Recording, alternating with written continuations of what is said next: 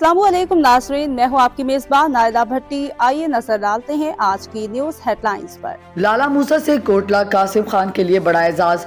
मुमताज सियासी समाजी शख्सियत साबिक काउंसलर चौधरी मुशर्रफुल्लाह का बेटा डॉक्टर चौधरी शोबान मुशर्रफ पाकिस्तान बहरिया में बतौर लेफ्टिनेंट डॉक्टर तैनात।